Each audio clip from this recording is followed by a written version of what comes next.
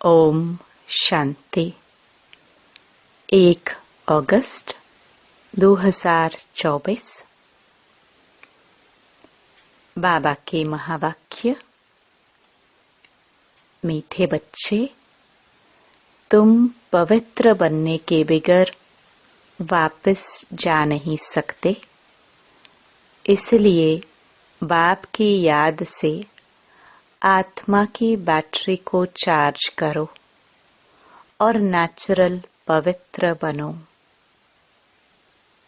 प्रश्न। बाबा तुम बच्चों को घर चलने के पहले कौन सी बात सिखलाते हैं? उत्तर। बच्चे, घर चलने के पहले जीते जी मरना है। इसलिए बाबा तुम्हें पहले से ही देह के भान से परे ले जाने का अभ्यास कराते हैं, अर्थात मरना सिखलाते हैं। ऊपर जाना मना, मरना। जाने और आने का ज्ञान अभी तुम्हें मिला है।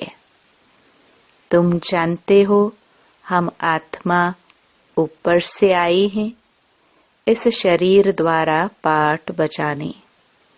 हम असल वहाँ के रहने वाले हैं, अभी वहाँ ही वापस जाना है। ओम शांति। अपने को आत्मा समझ बाप को याद करने में कोई तकलीफ नहीं है। गुटखा नहीं खाना है। इसको कहा जाता है सहज याद। पहले पहले अपने को आत्मा ही समझना है। आत्मा ही शरीर धारण कर पाठ बजाती है। संस्कार भी सब आत्मा में ही रहते हैं। आत्मा तो इंडिपेंडेंट है। बाप कहते हैं अपने को आत्मा समझ मुझ बाप को याद करो। यह नॉलेज अभी ही तुमको मिलती है, फिर नहीं मिलेगी। तुम्हारा यह शांत में बैठना दुनिया नहीं जानती। इसको कहा जाता है नेचुरल शांति। हम आत्मा ऊपर से आई हैं इस शरीर द्वारा पाठ बजाने। हम आत्मा असल वहाँ के रहने वाले हैं। यह बुद्धि में ज्ञान है। बाकी इसमें हठयोग की कोई बात नहीं, बिल्कुल सहज है। अभी हम आत्माओं को घर जाना है, परंतु पवित्र बनने बगैर जा नहीं सकते। पवित्र होने के लिए परमात्मा बाप को याद करना है। याद करते करते पाप मिट जाएंगे। तकलीफ की तो कोई बात ही नहीं। तुम पैदल करने जाते हो तो बाप की याद में रहो। अभी ही याद से पवित्र बन सकते हो। वहाँ वह तो है पवित्र दुनिया। वहाँ उस पावन दुनिया में इस ज्ञान की कोई दरकार नहीं रहती, क्योंकि वहाँ कोई विकर्म होता नहीं। यहाँ याद से विकर्म विनाश करने हैं। वहाँ तो तुम नेचुरल चलते हो, जैसे यहाँ चलते हो, फिर थोड़ा थोड़ा नीचे उतरते हो। ऐसे नहीं कि वहाँ भी तुमको यह प्रैक्टिस करना है। प्रैक्टिस अभी ही करना है। बैटरी अब चार्ज करना है, फिर आहिस्ते आहिस्ते बैटरी डिस्चार्ज होना ही है। बैटरी चार्ज होने का ज्ञान अभी एक ही बार तुमको मिलता है। सतो प्रधान से तमो प्रधान बनने में तुमको कितना समय लग जाता है। शुरू से लेकर कुछ न कुछ बैटरी कम होती जाती है। मूल वतन में तो है ही आत्माएं, शरीर तो है नहीं, तो नेचुरल उतरने अर्थात बैटरी कम होने की बात ही नहीं। मोटर जब चलेगी तब तो बैटरी कम होती जाएगी। मोटर खड़ी होगी तो बैटरी थोड़ी चालू होगी। मोटर जब चले तब बैटरी चालू होगी। भल मोटर में बैटरी चार्ज होती रहती है, लेकिन तुम्हारी बैटरी एक ही बार इस समय चार्ज होती है। तुम फिर जब यहाँ शरीर से कर्म करते हो, फिर थोड़ी बैटरी कम होती जाती है। पहले तो समझाना है कि वह है सुप्रीम फादर, जिसको सब आत्माएं याद करती हैं। हे भगवान कहते हैं, वह बाप है, हम बच्चे हैं। यहाँ तुम बच्चों को समझाया जाता है बैटरी कैसे चार्ज करनी है। भल घूमो फिरो, बाप को याद करो तो सतो प्रधान बन जाएंगे। कोई भी बात न समझो तो पूछ सकते हो, है बिल्कुल सहज। 5000 वर्ष बाद हमारी बैटरी डिस्चार्ज हो जाती है। बाप आकर सबकी बैटरी चार्ज कर देते हैं। विनाश के समय सब ईश्वर को याद करते हैं। समझो, भाड़ हुई तो भी जो भक्त होंगे वह भगवान को ही याद करेंगे, परंतु उस समय भगवान की याद आ नहीं सकती। मित्र संबंधी धन दौलत ही याद आ जाता है। भल हे भगवान कहते हैं, परंतु वह भी कहने मात्र। भगवान बाप है, हम उनके बच्चे हैं, यह तो जानते ही नहीं। उनको सर्वव्यापी का उल्टा ज्ञान मिलता है। बाप आकर सुल्टा ज्ञान देते हैं। भक्ति की डिपार्टमेंट ही अलग है। भक्ति में ठोकरें खानी होती है। ब्रह्मा की रात सो ब्राह्मणों की रात है। ब्रह्मा का दिन सो ब्राह्मणों का दिन है। ऐसे तो नहीं कहेंगे शूद्रों का दिन, शूद्रों की रात। यह राज बाप बैठ समझाते हैं। यह है बेहद की रात व दिन। अभी तुम दिन में जाते हो, रात पूरी होती है। यह अक्षर शास्त्रों में है। ब्रह्मा का दिन, ब्रह्मा की रात कहते हैं, परंतु जानते नहीं हैं। तुम्हारी बुद्धि अब बेहद में चली गई है। यूं तो देवताओं को भी कह सकते हैं विष्णु का दिन, विष्णु की रात, क्योंकि विष्णु और ब्रह्मा का संबंध भी समझाया जाता है। त्रिमूर्ति का ऑक्यूपेशन क्या है और तो कोई समझ ना सके। वह तो भगवान को ही कच्छ मच्छ में व जन्म मरण के चक्कर में ले गए हैं। राधे कृष्ण आदि भी मनुष्य हैं, परंतु दैवी गुणों वाले। अभी तुमको ऐसा बनना है। दूसरे जन्म में देवता बन जाएंगे। 84 जन्मों का जो हिसाब किताब था वह अब पूरा हुआ, फिर रिपीट होगा। अब तुमको यह शिक्षा मिल रही है।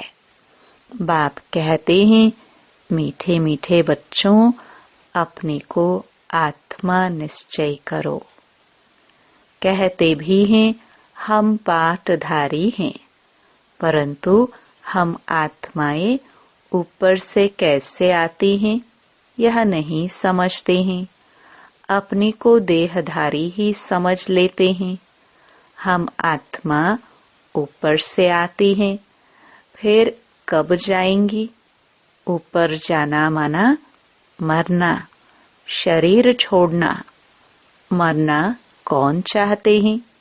यहाँ तो बाप ने कहा है, तुम इस शरीर को भूलते जाओ। जीते जी मरना तुमको सिखलाते हैं, जो और कोई सिखला न सके। तुम आए ही हो अपने घर जाने के लिए। घर कैसे जाना है, यह ज्ञान अभी ही मिलता है।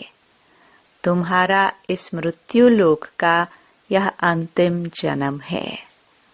अमर लोक सत्युग को कहा जाता है। अभी तुम बच्चों की बुद्धि में है, हम जल्दी जल्दी जावे। पहले पहले तो घर मुक्ति धाम में जाना पड़ेगा। यह शरीर रूपी कपड़ा यहाँ ही छोड़ना है, फिर आत्मा चली जाएगी घर। जैसे हद के नाटक के एक्टर्स होते हैं, नाटक पूरा हुआ तो कपड़े वहाँ ही छोड़कर घर के कपड़े पहन घर में जाते हैं। तुम्हें भी अब यह चोला छोड़ जाना है। सतयुग में तो थोड़े देवताएं होते हैं, यहाँ तो कितने मनुष्य हैं, अनगिनत। वहाँ तो होगा ही एक आदि सनातन देवी देवता धर्म। अभी तो अपने को हिंदू कह देते हैं, अपने श्रेष्ठ धर्म कर्म को भूल गए हैं, तब तो दुखी हुए हैं।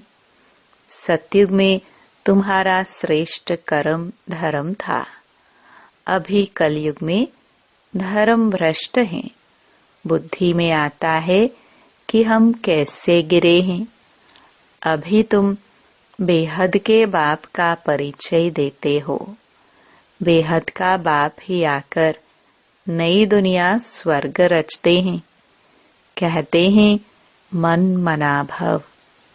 यह गीता के ही अक्षर हैं। सहज राजयोग के ज्ञान का नाम रख दिया जाता है गीता। यह तुम्हारी पाठशाला है। बच्चे आकर पढ़ते हैं तो कहेंगे हमारे बाबा की पाठशाला है। जैसे कोई बच्चे का बाप प्रिंसिपल होगा तो कहेंगे हम अपने बाबा के कॉलेज में पढ़ते हैं। उनकी माँ भी प्रिंसिपल है तो कहेंगे हमारे माँ बाप दोनों प्रिंसिपल हैं, दोनों पढ़ाते हैं। हमारे मम्मा बाबा का कॉलेज है। तुम कहेंगे हमारे मम्मा बाबा की पाठशाला है, दोनों ही पढ़ाते हैं। दोनों ने यह रूहानी कॉलेज व यूनिवर्सिटी खोली है, दोनों इकट्ठे पढ़ाते हैं। बाप ने बच्चों को अडॉप्ट किया है। यह बहुत गुह्य ज्ञान की बातें हैं। बाप कोई नई बात नहीं समझाते हैं। यह तो कल्प पहले भी समझानी दी है। हाँ, इतनी नॉलेज है जो दिन प्रतिदिन गुह्य होती जाती है। आत्मा की समझानी देखो अभी तुमको कैसे मिलती है। इतनी छोटी सी आत्मा में 84 जन्मों का पाठ भरा हुआ है। वह कभी विनाश नहीं होता। आत्मा अविनाशी तो उनमें पाठ भी अविनाशी है। आत्मा ने कानों द्वारा सुना, शरीर है तो पाठ है। शरीर से आत्मा अलग हो जाती है तो जवाब नहीं मिलता। अभी बाप कहते हैं बच्चे तुमको वापस घर चलना है। यह पुरुषोत्तम युग जब आता है तब ही वापस जाना होता है। इसमें पवित्रता ही मुख्य चाहिए। शांति धाम में तो पवित्र आत्माएं ही रहती हैं। शांति धाम और सुख धाम दोनों ही पवित्र धाम हैं। वहाँ शरीर है नहीं, आत्मा पवित्र है। वहाँ बैटरी डिस्चार्ज नहीं होती। यहाँ शरीर धारण करने से मोटर चलती है। मोटर खड़ी होगी तो पेट्रोल कम थोड़े ही होगा। अभी तुम्हारी आत्मा की ज्योत बहुत कम हो गई है, एकदम बुझ नहीं जाती है। जब कोई मरता है तो दीवा जलाते हैं, फिर उसकी बहुत संभाल रखते हैं कि बुझ न जाए। आत्मा की ज्योत कभी बुझती नहीं है, वह तो अविनाशी है। यह सब बातें बाप बैठ समझाते हैं। बाबा जानते हैं कि यह बहुत स्वीट चिल्ड्रन है। यह सब काम चिता पर बैठ जलकर भस्म हो गए हैं। फिर इन्हों को जगाता हूँ। बिल्कुल ही तमो प्रधान मुर्दे बन पड़े हैं। बाप को जानते ही नहीं। मनुष्य कोई काम के नहीं रहे हैं। मनुष्य की मिट्टी कोई काम की नहीं रहती है। ऐसे नहीं कि बड़े आदमी की मिट्टी कोई काम की है, गरीबों की नहीं। मिट्टी तो मिट्टी में मिल जाती है। फिर भल कोई भी हो, कोई जलाते हैं, कोई कब्र में बंद कर देते हैं। पारसी लोग कुएं पर रख देते हैं, फिर पंछी मांस खा लेते हैं। फिर हड्डियां जाकर नीचे पड़ते हैं, वह फिर भी काम आती है। दुनिया में तो ढेर मनुष्य मरते हैं। अभी तुमको तो आपे ही शरीर छोड़ना है। तुम यहाँ आए ही हो शरीर छोड़कर वापस घर जाने, अर्थात मरने। तुम खुशी से जाते हो कि हम जीवन मुक्ति में जाएंगे। जिन्होंने जो पाठ बजाया है अंत तक वही बजाएंगे। बाप पुरुषार्थ कराते रहेंगे, साक्षी हो देखते रहेंगे। यह तो समझ की बात है, इसमें डरने की कोई बात नहीं है। हम स्वर्ग में जाने के लिए खुद ही पुरुषार्थ कर शरीर छोड़ देते हैं। बाप को ही याद करते रहना है तो अंतमति सोगति हो जाए। इसमें मेहनत है। हर एक पढ़ाई में मेहनत है। भगवान को आकर पढ़ाना पड़ता है। जरूर पढ़ाई बड़ी होगी। इसमें दैवी गुण भी चाहिए। यह लक्ष्मी नारायण बनना है ना। यह सतयुग में थे, अब फिर तुम सतयुगी देवता बनने आए हो। एम ऑब्जेक्ट कितनी सहज है, त्रिमूर्ति में क्लियर है। यह ब्रह्मा विष्णु शंकर आदि के चित्र न हो तो हम समझा कैसे सकते। ब्रह्मा सो विष्णु, विष्णु सो ब्रह्मा।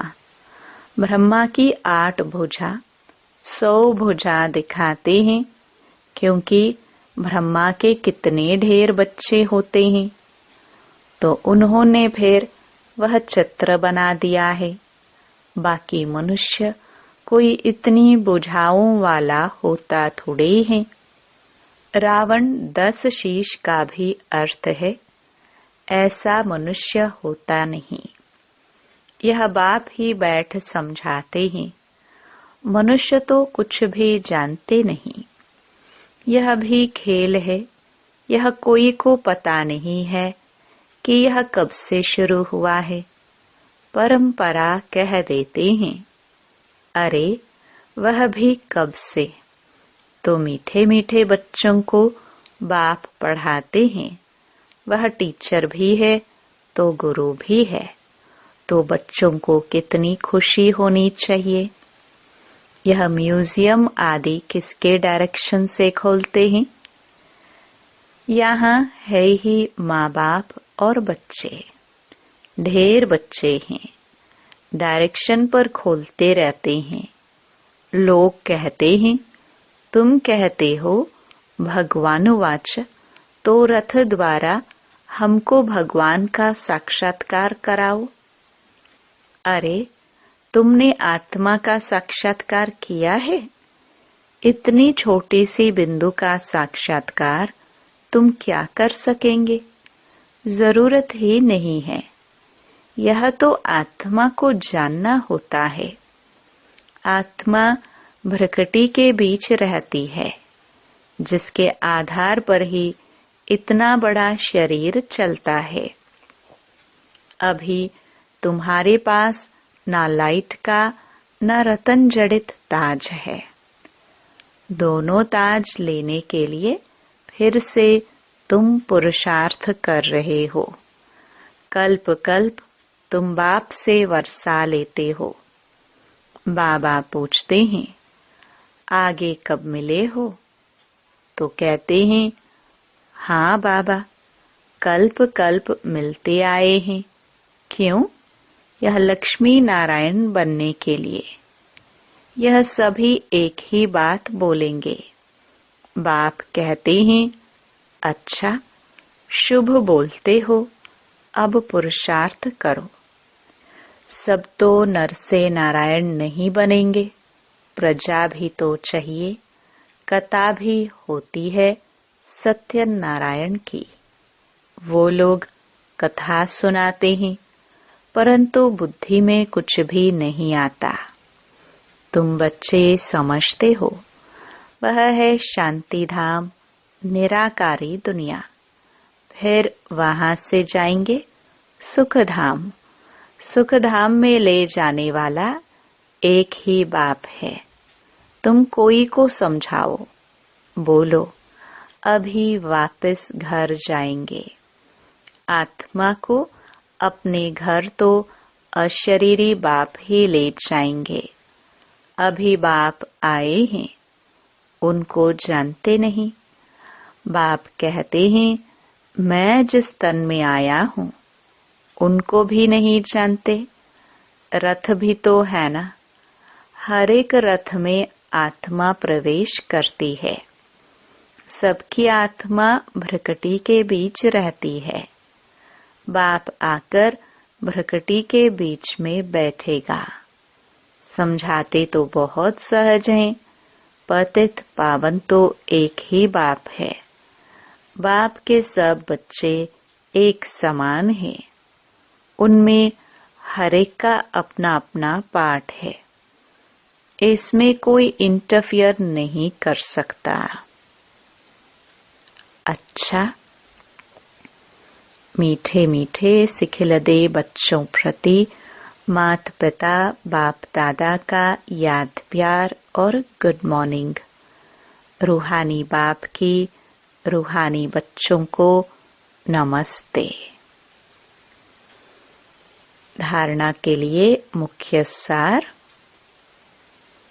पहला, इस शरीर रूपी कपड़े से ममत्व निकाल जीते जी मरना है, अर्थात अपने सब पुराने हिसाब किताब चुकतो करने हैं। दूसरा, डबल ताजधारी बनने के लिए पढ़ाई की मेहनत करनी है, दैवी गुण धारण करने हैं। जैसा लक्ष्य है, शुभ बोल है, ऐसा पुरुषार्थ करना है। वरदान, अकल्याण के संकल्प को समाप्त कर अपकारियों पर उपकार करने वाले ज्ञानी तो आत्मा भव। कोई रोज आपकी ग्लानि करे, अकल्याण करे, गाली दे, तो भी उसके प्रति मन में घृणा भाव न आए। अपकारी पर भी उपकार, यही ज्ञानी तो आत्मा का कर्तव्य है। जैसे आप बच्चों ने बाप को 63 जन्म गाली दी, फिर भी बाप ने कल्याणकारी दृष्टि से देखा, तो फॉलो फादर। ज्ञानी तो आत्मा का अर्थ ही है सर्व के प्रति कल्याण की भावना। अकल्याण संकल्प मात्र भी नहीं हो। स्लोगन: मन मनाभव की स्थिति में स्थित रहो तो औरों के मन के भावों को जान जाएंगे। ओम शांति।